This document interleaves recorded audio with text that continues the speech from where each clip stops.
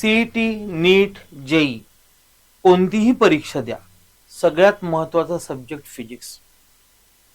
NEET असो व JEE किंवा सीईटी यांची मेरिट लिस्ट डिपेंड असते ते फिजिक्सवर. नीटवाले बायोलॉजीचा अभ्यास चांगला करून बायोलॉजीमध्ये चांगले मार्क मिळवतात, पण त्यांची रँकिंग ठरते ती फिजिक्सवर. मग हे जे महत्वाचं फिजिक्स आहे त्याच्या संकल्पना, त्याच्या कन्सेप्ट व्यवस्थित समजणं आणि त्या अंमलात आणता येणं. दुसरा महत्वाचा विषय फिजिक्स मधले न्यूमेरिकल्स हा एक मोठा विषय आहे. या विषयावरती तर एक सेपरेट पॉडकास्ट होऊ शकेल एवढा महत्वाचा विषय आहे.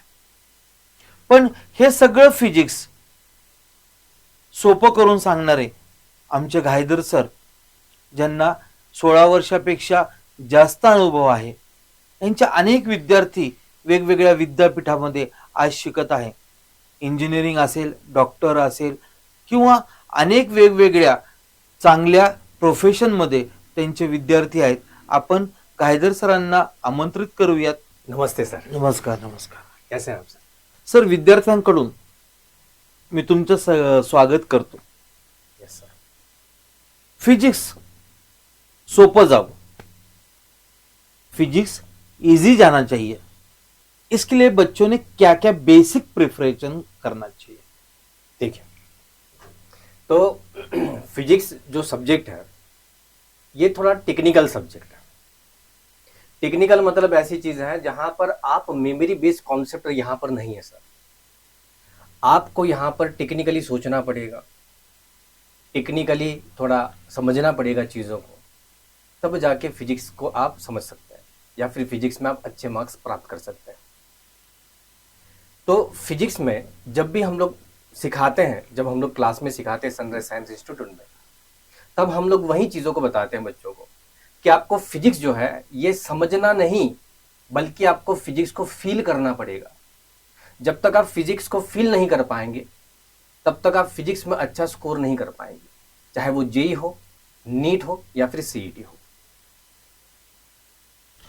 सर, जो वीक स्टूडेंट है जी या फिर जो वीक कंसेप्ट्स है, उसके लिए क्या करना चाहिए? जी, इसके लिए सर एक ही है जो मैं कहना चाहूँगा सारे बच्चों को कि आपको रिवीजन पे ज़्यादा फोकस करना चाहिए. एक उदाहरण देता हूँ मैं आपको. एक हमारे बहुत बड़े गुरु होके गए, बहुत नाम है उनका, आर्य चाणक्य पंडित जी. तो उन्होंने कहा था there are only 2 principle of study. Study करने के केवल 2 ही प्रिंसिपल्स हैं. Which are them? तो पहला प्रिंसिपल है प्रिंसिपल ऑफ कंटिन्यूटी और दूसरा प्रिंसिपल है प्रिंसिपल ऑफ रिवीजन. ये 2 कॉन्सेप्ट है.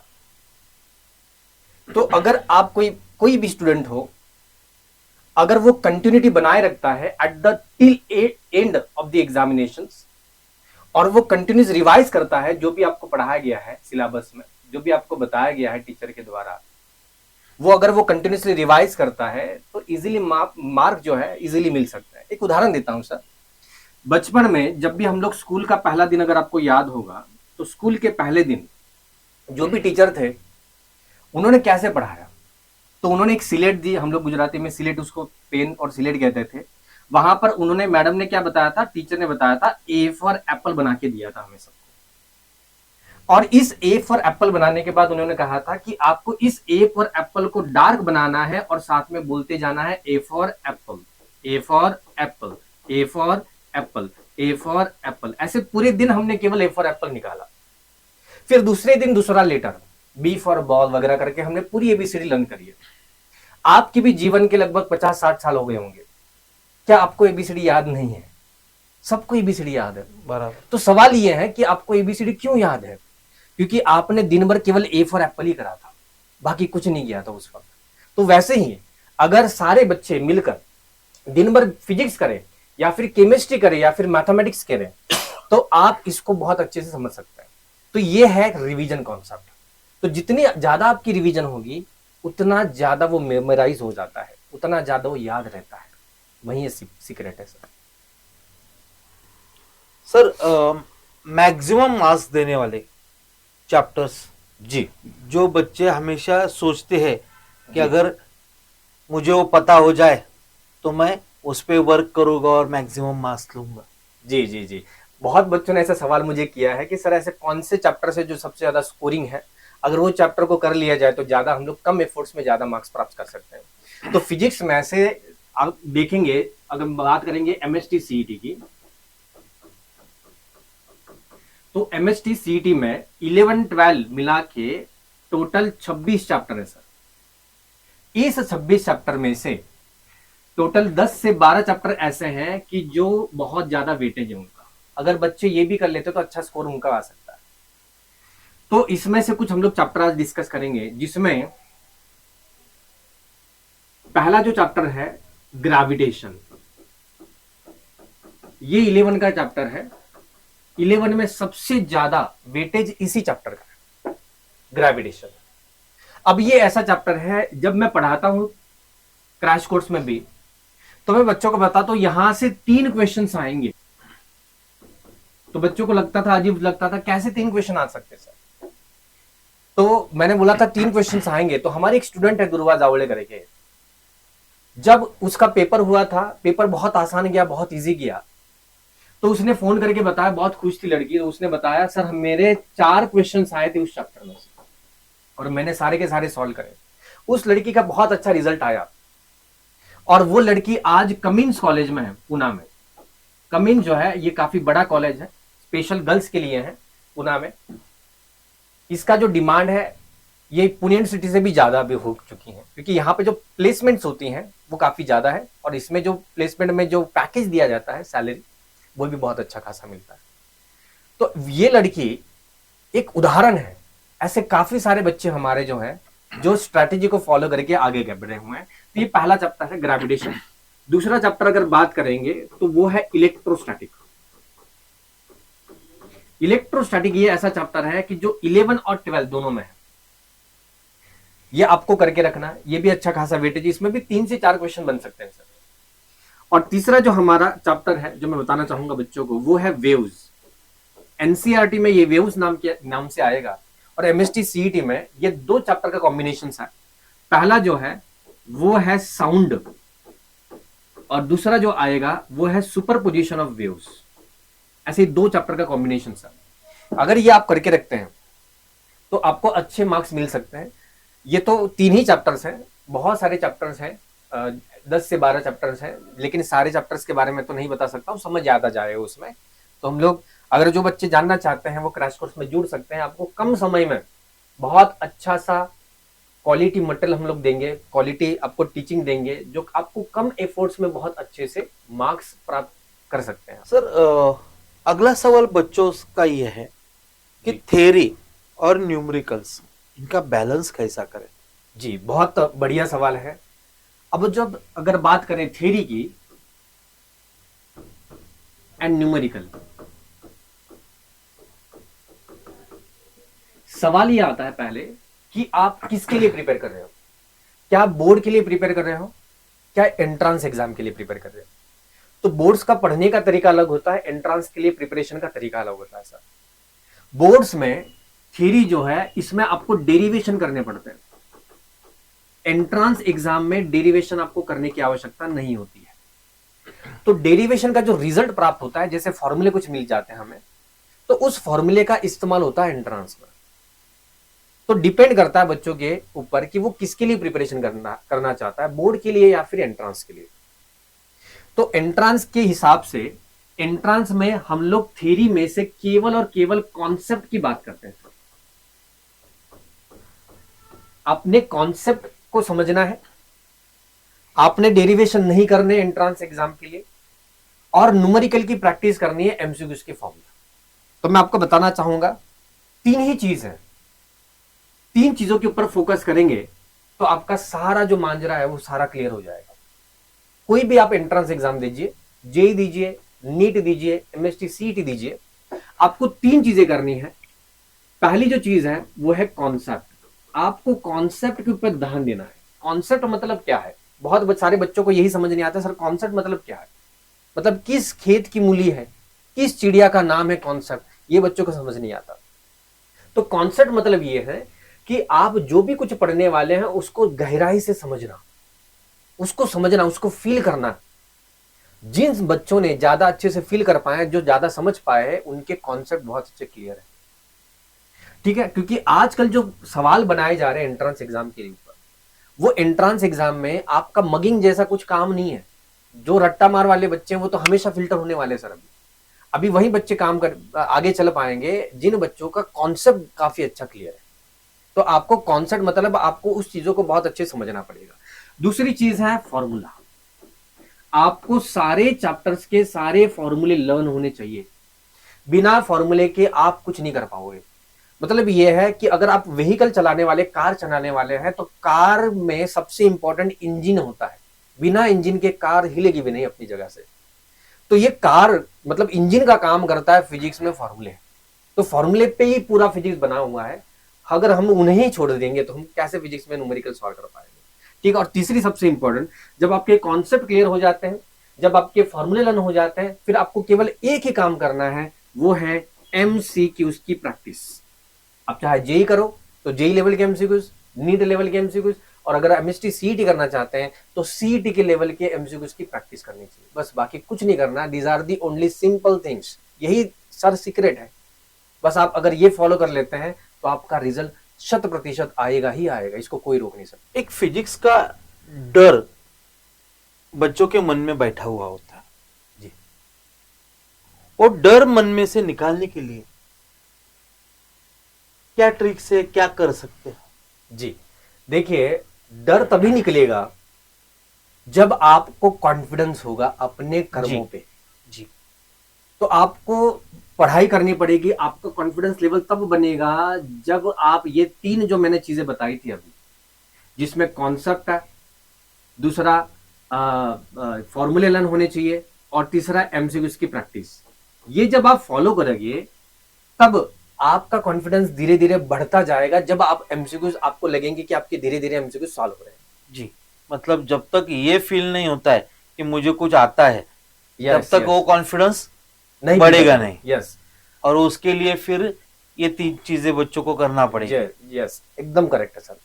मैं हमेशा बच्चों को कहता हूं, the biggest problem of physics is the problem itself. या सबसे बड़ा प्रॉब्लम वही है फिजिक्स का, कि जिसमें न्यूमेरिकल समझ ही नहीं आते बच्चों को। और न्यूमेरिकल तभी समझेंगे जब आप उसको फील कर पाएंगे, और जब तक आप न्यूमेरिकल नहीं समझेंगे आपको समझ नहीं आएगा कौन सा फॉर्मूला आपको इस्तेमाल करना है। राइट? तो एक भगवान श्री कृष्ण ने 5000 साल पहले एक सीक्रेट बताया सर। चाहे वो कोई भी हो, चाहे वो स्टूडेंट हो, कोई जॉब करने वाला बंदा हो, कोई बिजनेसमैन हो, कोई भी व्यक्ति हो, अगर उसे सफलता पानी है, अगर उसको सक्सेस चाहिए, तो भगवान श्री कृष्ण ने पहले ही बता दिया 5000 साल पहले। तो वो कहते हैं सेकेंड चैप्टर 41 अध्याय नंबर 2 और 41 नंबर का श्लोक है, व्यवसाय आत्मिका बुद्धिर एकः कुरुनंदन बहुशाखा हनंतस्य बुद्धिर अव्यवसायी नाम। सो भगवान श्री कृष्ण कहते हैं अर्जुन को कि तीन चीजें हैं। There are only 3 things Arjun. First, व्यवसाय। व्यवसाय का मतलब होता है बिजनेस। सेकंड चीज बताते हैं आत्मिका। आत्मिका मतलब अवर सेल्फ। और तीसरा बुद्धि। बुद्धि मतलब इंटेलिजेंस। तो ये तीन ही चीजें हैं कि व्यवसाय आत्मिका बुद्धि। मतलब ये कि अगर मान लीजिए स्टूडेंट का एग्जांपल लेते हैं, तो स्टूडेंट के हिसाब से उसका व्यवसाय होता है स्टडी करना। जी। और स्टूडेंट और उसका स्टडी, अगर वो अपनी बुद्धि और ये तीनों चीजों को एकत्रित करता है तो रिजल्ट 100% आएगा। इसको कहते हैं सर फोकस्ड। तो फोकस मतलब क्या? स्टूडेंट, शिष्य अपनी बुद्धि का इस्तेमाल करके अपने व्यवसाय को अच्छे से अगर करता है, पढ़ाई अगर अच्छे से करता है, तो वो अच्छे रिजल्ट प्राप्त कर सकता है, अच्छे परिणाम को प्राप्त कर सकता है। तो इसमें दुविधा क्या आती है? दुविधा आती है कि उसको यही समझ नहीं आता है कि कौन सी अपने लिए काम की चीजें हैं और कौन सी बुराई वाली चीजें हैं। पेरेंट्स बहुत सारे मिलते हैं, पेरेंट्स भी यही, पेरेंट्स का यही एक रोना धोना रहता है, या फिर कंप्लेंट्स कह लीजिए बच्चों के लिए, ये कंप्लेंट्स रहती हैं कि मेरा बच्चा हमेशा मोबाइल में लगा रहता है। ये सबसे बड़ी दुविधा है जी। तो इस मोबाइल की जो लत है ये कैसे छुड़वाएं?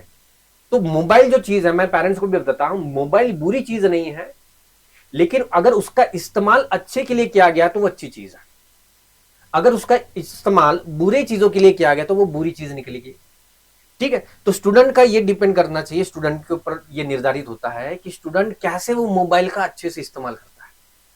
ठीक है, जैसे एग्जाम्पल के तौर पे अगर हम लोग कुछ चीजें डिस्कस करें कि जो मोबाइल है, मोबाइल में आपको बहुत सारी ऐसी सुविधा दी गई है, जैसे अभी आज तो गूगल है वगैरह सारी चीजें हैं।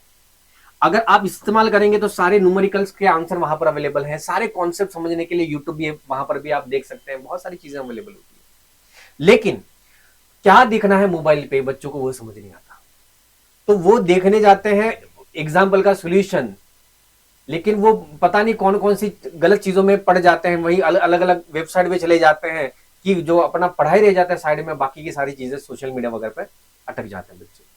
इसीलिए वो कहते हैं ना कि ऑनलाइन से बेहतर ऑफलाइन है, कि जब गुरु आपके प्रत्यक्ष सामने हो तब जो कॉन्सेप्ट क्लियर होते हैं वो ऑनलाइन में क्लियर नहीं होते सर।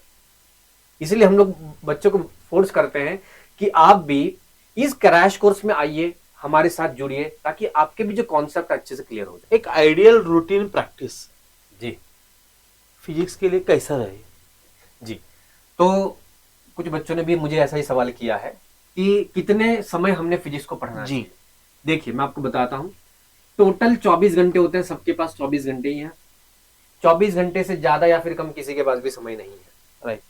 राइट, तो हमें क्या करना है, इस 24 घंटे में से टाइम को थोड़ा सा डिवाइड करना पड़ेगा, जिसमें कोचिंग में चले जाते हैं आपके 6 घंटे लगभग। मान के चलिए कि आपने कोचिंग ज्वाइन करी सनराइज साइंस इंस्टीट्यूट, जब लोग क्रैश कोर्स के लिए पढ़ेंगे तो आपके 6 घंटे, जिसमें 1.5 घंटा फिजिक्स, 1.5 घंटा केमिस्ट्री, 1.5 घंटा मैथ और 1.5 घंटा आपका बायोलॉजी, तो 6 घंटे आपके कोचिंग में चले जाएंगे, बच्चे 18 घंटे।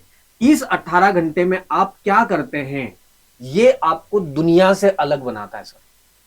तो बच्चे कहां मार खाते हैं, 6 घंटे तो क्लास में कर लेते हैं, लेकिन यहां पर 18 घंटे में टाइम पास हो जाता है कुछ बच्चों का। तो आपको इस 18 घंटे का प्रॉपर स्ट्रैटेजिकली नियोजन बनाना है। प्रॉपरली आप इसको डिफाइन करेंगे, डिपेंड करता है, ये वैरी होता है कि कितना घंटा फिजिक्स पढ़ना चाहिए, ये वैरी होता है बच्चे से लेके दूसरे बच्चे तक, ये सबके लिए सेम नहीं हो सकता है। बच्चे ने अपना खुद का डिफाइन करना चाहिए कि मुझे कितना समय लगता है सर एक चीज को पढ़ने के लिए, समझने के लिए। कुछ बच्चे को एक चीज समझने के लिए 2 घंटे लगते हैं, कुछ बच्चों को वही चीज को समझने के लिए 4 घंटे भी लग जाएंगे। तो डिफाइन करना चाहिए। लेकिन हम लोग ये बताते हैं कि आप प्रॉपर शेड्यूल बनाए, सारे बच्चों की अपनी खुद की स्ट्रैटेजी होनी चाहिए, टाइम मैनेजमेंट होना चाहिए प्रॉपर तरीके से, कि हमें कितना समय किसके लिए क्या देना है।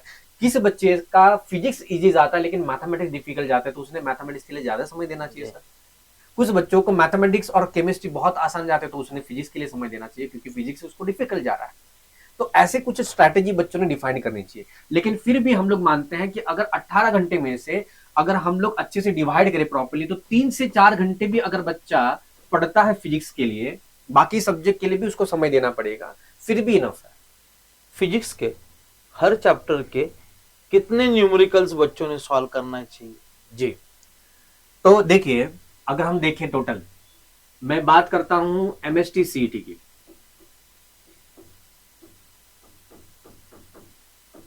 इसमें टोटल 26 चैप्टर्स है सर। तो इसमें अगर देखें तो 26 में से 10 चैप्टर आपके 11 के हैं और 16 चैप्टर आपके 12 के हैं। और ये सारे के सारे चैप्टर्स में से क्वेश्चंस तो बनेंगे, इतना तो निश्चित रूप से है। मतलब ये होगा ही होगा कि सारे चैप्टर में से क्वेश्चन बनेंगे, मतलब आपको सारे चैप्टर करने ही है पहली बात तो। लेकिन कुछ ऐसे चैप्टर्स होते हैं जिसके ऊपर ज्यादा वेटेज आपको देना होता है, राइट। तो हम क्या करते हैं, पर चैप्टर अगर आप 300 से लेके 500 न्यूमेरिकल सॉल्व करेंगे तो ये अच्छा रहेगा। मतलब ये मैंने आपको पहले समझाया कि सबसे इंपॉर्टेंट खेल बच जाता है। अगर आपने माने सारी चीजें आपने समझ ली हैं, कॉन्सेप्ट आपके क्लियर है, आपके फॉर्मूले अगर आपके क्लियर हैं, लर्न है, तो एक ही चीज बचती है, वो है प्रैक्टिस, एमसीक्यूज की प्रैक्टिस। तो जितनी प्रैक्टिस जितनी ज्यादा होगी उतना ज्यादा रिजल्ट आएगा। सचिन तेंदुलकर सर महान क्यों बने? क्योंकि दुनिया में कोई ऐसा प्लेयर नहीं जितनी प्रैक्टिस सचिन तेंदुलकर ने की है उतनी उन्होंने की होगी। तो सचिन तेंदुलकर महान बनने के पीछे का कारण उनकी नेट के ऊपर करी गई प्रैक्टिस है, जो दुनिया नहीं देखती। तो उन्होंने जब 12-12 घंटे प्रैक्टिस करी तब जाके रिजल्ट आए सर, तब उनको भगवान कहा जाता है। लोग भगवान सब बनना चाहते लेकिन प्रैक्टिस कोई नहीं करना चाहता सचिन तेंदुलकर जैसी। तो ये कारण है। तो प्रैक्टिस आपको बढ़ानी पड़ेगी, ज्यादा से ज्यादा एमसीक्यू सॉल्व करेंगे तो रिजल्ट अच्छा आएगा। प्रॉब्लम की स्पीड बढ़ाने के लिए क्या क्या जरूरी है? जी देखिए, प्रॉब्लम की स्पीड बढ़ाने के लिए वही, जब आपका कॉन्फिडेंस लेवल बढ़ेगा अपने आप प्रॉब्लम की स्पीड बढ़ जाएगी। ठीक है, कॉन्फिडेंस लेवल तब बढ़ेगा जब आप ज्यादा प्रैक्टिस करेंगे। मान लीजिए एक एग्जांपल देता हूं मैं, कि आप कार का गेम खेल रहे हैं जी, वो गेम आप पहली बार खेलने वाले, आपने इसके पहले वो गेम कभी खेला नहीं, न कभी उसके बारे में देखा है। तो जब आप कार का गेम खेल रहे हैं, मोबाइल पे खेलने वाले हैं, शुरुआत में आपको पहले 1-2 बार तो मोबाइल हैंडल करने में जाएगा, क्योंकि कार को सीधी रखनी है मुझे। जी, मोबाइल आप हैंडल करने में आप 1-2 मैच गवा बैठोगे। धीरे धीरे जब प्रैक्टिस हो जाएगी आपको समझने लगेगा कि मोबाइल आपको कैसे होल्ड करना है, राइट। तो ये होने के बाद फिर आपको धीरे धीरे आगे समझने लगेगा कि भाई यहां से टर्न लेना है, जी, कुछ डिस्टेंस ट्रैवल करने के बाद टर्न है, लेफ्ट में जाना है, उसके बाद तुरंत राइट में जाना है। अभी धीरे धीरे हमें समझने लगेगा। उसके पहले हमारा बहुत बार एक्सीडेंट हुआ होगा, मतलब ऐसा कि हम लोग फर्स्ट रैंक छोड़ो, हम लोग लास्ट भी नहीं पहुंचे, पहले हमने बीच में ही गेम छोड़ दिया। तो जब वो गेम में बहुत बार खेलता हूं, बहुत बार हम लोग जब अगर उसी गेम को खेलेंगे तो हमें सारा सिनेरियो समझ आने लगता है कि कैसे इसको हैंडल करना है स्मूथली, कैसे टर्न लेना है स्मूथली, कहाँ कहाँ टर्न होने वाले आगे, ये मुझे सब समझ आए। तो मुझे जब पहले सिनेरियो समझ जाते हैं प्रैक्टिस की वजह से, तो मुझे वो गेम जीतना बहुत आसान हो जाता है। जो गेम को मैं जीत नहीं पाता था उसको मैं फर्स्ट रैंक से जीत जाता हूँ सर। कुछ कॉमन मिस्टेक्स बताइए जी, जो अवॉइड करे तो मार्क्स ज्यादा बन सकता है। देखिए कुछ कॉमन मिस्टेक ऐसी है जो मैं बताना चाहता हूँ। मैं अभी रिसेंटली जो मेरी क्लास हुई उसमें भी बच्चों को मैंने बताया कि जैसे फिजिक्स का जो पेपर होता है ये केमिस्ट्री के साथ होता है। मैं बात कर रहा हूँ एमएचटी सीईटी। तो सीईटी में फिजिक्स और केमिस्ट्री साथ होते हैं।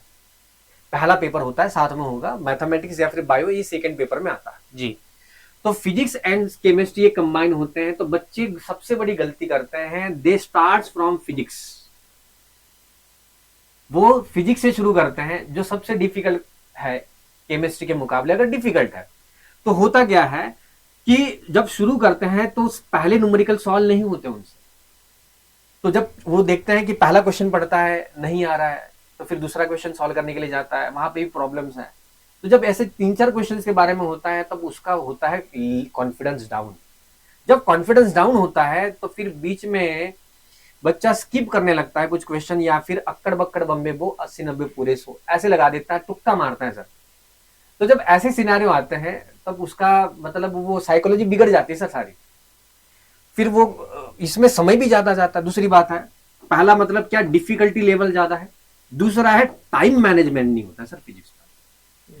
टाइम मैनेजमेंट नहीं होता मतलब ऐसा है कि आपको एक क्वेश्चन सॉल्व करने के लिए 60 सेकेंड है सर। 60 सेकेंड में आपको क्वेश्चन को पढ़ना भी है, समझना भी है और सॉल्व भी करना है, करेक्ट आंसर लाना है। सॉल्व ही नहीं करना है, मतलब करेक्ट आंसर लाना है। तो ये पॉसिबल नहीं होता। तो ये डिफिकल्टी लेवल ज्यादा होने की वजह से इसमें टाइम मैनेजमेंट बिगड़ जाता है बच्चे का। और फिर ऐसे भी बच्चे देखे गए हैं कि जो जैसी फिजिक्स का पेपर हो जाता है, जैसी केमिस्ट्री के पेपर में शिफ्ट होते हैं तो उनके पास टाइम जो है वो कम हो पड़ता है। तो फिर केमिस्ट्री का पेपर जो इजी था उनके लिए फिजिक्स के मुकाबले, वो केमिस्ट्री का पेपर भी अच्छे से दे नहीं पाते। इसकी वजह से उनको मार्क्स नहीं मिलते। तो मैं बच्चों को सजेस्ट करता हूं दैट नेवर एवर ट्राई और never ever start from physics, you have to start from chemistry. तो आपको पहले केमिस्ट्री को सॉल्व करना चाहिए, केमिस्ट्री सॉल्व होने के बाद फिजिक्स को सॉल्व करना है। तो ऐसी बहुत सारी स्ट्रैटेजीज हैं जो आप फॉलो करेंगे, जो मिस्टेक्स को आप अवॉइड करेंगे, तो आप कम एफर्ट्स में भी ज्यादा मार्क्स ला सकते हैं। वो हम लोग पढ़ेंगे, वो हम लोग बच्चों को बताएंगे। सारे जो बच्चों हमारे साथ जुड़ेंगे, क्रैश कोर्स में जुड़ेंगे, मैं सारे बच्चों को आह्वान करता हूं कि आप आइए, हमसे मिलिए, बात करिए, है ना। तो कुछ नया माहौल बनेगा, नई स्ट्रैटेजी हम लोग पढ़ेंगे, और कैसे कम दिनों में हम ज्यादा से ज्यादा मेहनत करके हम लोग ज्यादा मार्क्स प्राप्त कर सकते हैं। सफलता पाने के लिए जी या फिर मुझे 100% लेना है, तो जी। बच्चे में क्या क्या गुण होने जी, चाहिए? बहुत बढ़िया सवाल है। आज मतलब ऐसा है कि सब गुरु में क्या लक्षण होने चाहिए, गुरु कैसा होना चाहिए, वही ऐसा होना चाहिए, वो करे, लेकिन कोई बात नहीं करता स्टूडेंट कैसा होना चाहिए। तो क्या सफलता के पीछे केवल गुरु का हाथ होता है सर? नहीं, सफलता के पीछे बच्चों का भी हाथ होता है। तो बच्चे में क्या गुण होने चाहिए, क्या लक्षण होने चाहिए, ये बताते हैं हमारे आर्य चाणक्य पंडित कि शिष्य कैसा होना चाहिए। शिष्य वही सफल होता है जिसमें 5 लक्षण होते हैं। वो एक उन्होंने एक श्लोक बनाया है, वो कहते हैं काक चेष्टा बको ध्यान श्वान निद्रा तथैव च अल्पहारी गृह त्यागी विद्यार्थी पंच लक्षणम। तो वो कहते हैं काक चेष्टा, काक मतलब कौवा, तो कौवे जैसा चतुर होना चाहिए शिष्य। तो 5 लक्षण है। पहला, कौवे जैसा चतुर होना चाहिए। मतलब ये कि आपने देखा होगा बहुत सारे पंछियों को हम लोग इजीली पकड़ सकते हैं, लेकिन कौवे को इजीली नहीं पकड़ सकते सर। कौवा जाल में नहीं फंसता क्योंकि कौवा बहुत चतुर होता है। तो विद्यार्थी कैसा होना चाहिए? चतुर होना चाहिए। चतुर मतलब क्या? कि वो अपनी बुद्धि का इस्तेमाल करके चयन कर पाए कि कौन सी चीज हमारे लिए अच्छी है, कौन सी चीज हमारे लिए बुरी है। जो बुरी चीज है उसको उन्होंने निग्लेक्ट करना चाहिए, अच्छी चीजों को उन्होंने एक्सेप्ट करना चाहिए। मतलब क्या? अनुकूल्यस्य संकल्प प्रतिकूल्यस्य वर्जनम। मतलब ये कि accept the favourable, reject the unfavourable. मतलब जो चीज हमारे गोल के लिए अच्छी है उसको एक्सेप्ट करो, जो बुरी है उसको रिजेक्ट करो। तो पहली चीज है काक चेष्टा, मतलब कौवे जैसा चतुर होना चाहिए। दूसरी, बको ध्यान। बको ध्यान मतलब बगुले जैसा ध्यानस्थ होना चाहिए। बगुला जो होता है वो मछली पकड़ते वक्त, आपने भी देखा होगा तालाब में जब मछली पकड़ता है तो मछली पकड़ते वो इतना फोकस्ड हो जाता है, कभी कभी वो एक पैर पे घंटों तक खड़ा रहता है सर। तो एक पैरों पे घंटों तक खड़ा रहना, जितना मतलब फोकस या फिर उतना डेडिकेशन, उतना डिटर्मिनेशन बच्चों में आना चाहिए। ठीक है, ये दूसरा लक्षण है। तीसरा लक्षण ये है श्वान निद्रा तथैव च।